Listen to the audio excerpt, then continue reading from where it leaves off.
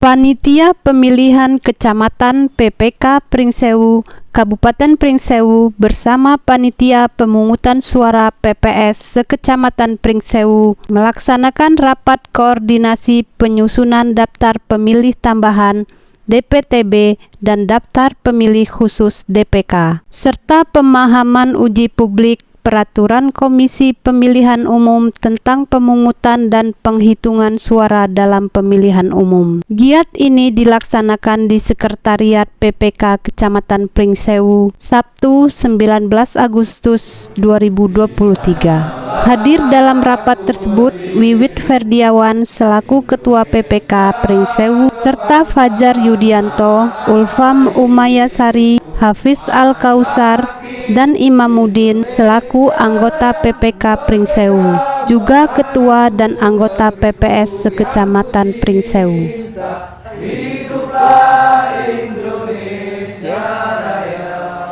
Jadi mengacu daripada PKPU yang lama, PKPU nomor 3 di tahun 2019 itu tentang pemungutan dan penghitungan suara. Insya Allah nanti di tahun 2024 akan ada PKPU yang itu cukup berbeda dari PKPU nomor 3 tahun 2019.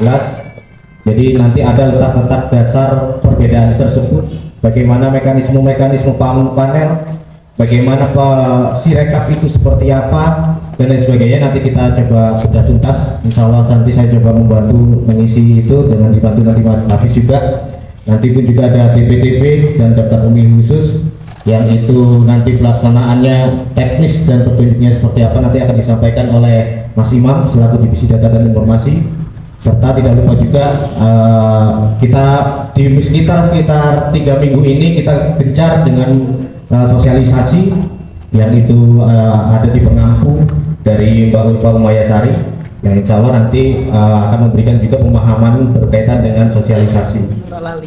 Sebelum mungkin saya melanjutkan suatu materi dengan mengucap Bismillahirrahmanirrahim, rapat koordinasi penyusunan daftar pemilih tambahan dan daftar pemilih khusus serta pemahaman uji publik PKPU pemungutan suara, pemungutan dan penghitungan suara dengan ini saya nyatakan dibuka. Wassalamualaikum warahmatullahi wabarakatuh. Proses salinan C1 dan lain sebagainya nantinya itu KPPS tidak untuk memberikan hard copy, tetapi bisa diberikan berupa dokumen elektronik ataupun bisa dikatakan PDF. Nah itu untuk penghitungannya, tetapi izin untuk yang mungkin teman-teman PPS yang lama, saya mereview kembali meskipun mungkin teman-teman sudah pernah berkecimpung di dalamnya, tetapi paling tidak ini menjadi suatu warming up ataupun menjadi suatu pemanasan kita bersama. Karena saya selaku Ketua PPK Pringsewu, harapannya adalah ini kita siap dari awal, mulai dari pemahaman, mulai dari penyiapan KPPS nanti dan lain sebagainya, agar mitigasi ataupun hal kejadian itu dapat kita tanggulangi.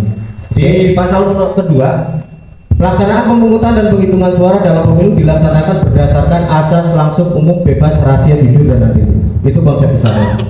Jadi bagaimana proses pemungutan dan penghitungan suara tersebut harus berdasarkan 5 prinsip tersebut. Mungkin mengulas lagi kepada teman-teman, apa sih tahapan pemungutan dan penghitungan suara? Pertama pasti harus ada persiapan. Kedua, pelaksanaan pemungutan suara. Ketiga, persiapan penghitungan suara dan pelaksanaan penghitungan suara. Persiapan pemungutan suara apa saja kira-kira di persiapan pemungutan suara? Pak Warsito mungkin Pak, izin Pak, di persiapan ada pendirian TPS ya, pendirian TPS. TPS itu boleh nggak kita itu didirikan di dalam gedung pemerintahan ataupun pendidikan ataupun sekolah, boleh nggak? Boleh ya? Boleh, jawabannya boleh. Kalau di tempat ibadah boleh nggak teman-teman? Tidak boleh. Betul. Artinya alhamdulillah teman-teman masih menjadi ingatan yang segar. Artinya nanti teman-teman seketika ada proses pendirian TPS itu boleh. Misalkan ini gedung pemerintah, yang tidak diperkenankan adalah tempat ibadah. Namun paling tidak kita menggunakan juga estetika ataupun kenyamanan lah. Misalkan rumah sakit, masa ya kita di depan rumah sakit masyarakat ada yang sakit ataupun lagi kronis gitu kan, kita mau membuat TPS di dalamnya, tentu itu tidak mengandung nilai norma dan estetika di dalamnya.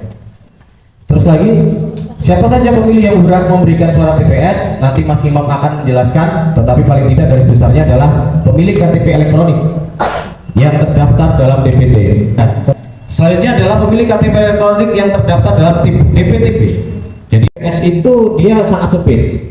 Terus lagi, aksesibilitas ataupun ruang jalan itu harus mengakomodir pemilih yang disabilitas. Nah, memastikan perlengkapan pemungutan dan penghitungan suara. Nah, artinya nanti Mas Fajar selaku divisi logistik juga akan menjelaskan apa perlengkapannya. Karena data nanti akan banyak disampaikan oleh Mas Imam, jadi harapannya bisa lebih fokus. Mohon izin saya dari divisi Parmas dan SDM menyampaikan beberapa hal titipan dari KPU yang mungkin bisa menjadi perhatian bersama Bapak Ibu Mas Mbak semuanya. Selanjutnya untuk PKPU nomor 3 tahun 2022 itu dijelaskan ya, masa kampanye itu akan dilakukan tanggal 28 November sampai dengan 10 Februari 2024 gitu. Jadi mungkin di masa-masa itu kita akan tetap melakukan sosialisasi, tapi pasti ruangnya akan terbatas. Forum sudah banyak yang saya bilang diinisiasi oleh caleg, partai dan lain sebagainya, pasti akan sulit untuk kita bisa masuk atau bahkan sepertinya kurang etis gitu. Jadi digencarkan dari sekarang sebelum masa-masa padat ke depan kita akan lebih banyak pekerjaan. Pasti rekan-rekan PPS, Bapak Ibu semuanya lebih paham ya. Dan kita yang baru-baru ini, mungkin saya juga dari PPK dan mbak-mbak semuanya yang baru di PPS, kita saling tanya belajar. Kiranya belum pasang padahal sudah hanya perkara tidak upload di drive tersebut. Kalau memang rajin upload di grup PPS, pasti saya bantu untuk upload di drive. Setidaknya minimal sudah upload di PPS untuk fotonya. Nah, mohon maaf jika ada yang masih perlu ditanyakan bisa secara personal atau melalui grup PPS. Terima kasih, saya serahkan kepada PPK lain. Wassalamualaikum warahmatullahi wabarakatuh. Tadi beberapa rekan-rekan PPK tadi sedikit banyak menyampaikan penjelasan terkait lumbung suara. Nanti lebih sahnya tentang perlindungan data pribadi, kemudian PKPU nomor 7 2023 hasil pemilihan umum dan sistem informasi data pemilih.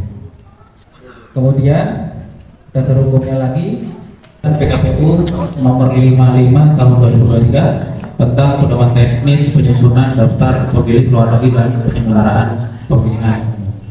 Nah, rekan-rekan PPS, Bapak Ibu, jadi setelah DPT itu ditetapkan, itu tidak ada lagi perubahan untuk penyusunan daftar pemilih yang sudah terdaftar di DPT tempat, tapi di hari H dia tidak bisa menyalurkan suara-suaranya di daerah asal. Di PKPU itu ada 9 poin untuk syarat bisa melakukan pindah memilih. Semua poin-poin untuk pindah memilih, syarat pindah memilih itu sudah ada ketentuan di PKPU. Yaitu yang pertama, bertugas di tempat lain. Contoh, Mas Iwan bertugas di Padasuka, contoh pada hari H. Nah, itu Mas Iwan mengurus surat pindah memilih untuk pindah tugas. Itu bisa dibaca-baca, rekan-rekan materi juga sudah saya kirim di grup. Yang kedua, menjalani rawat inap atau mendampingi pasien rawat inap.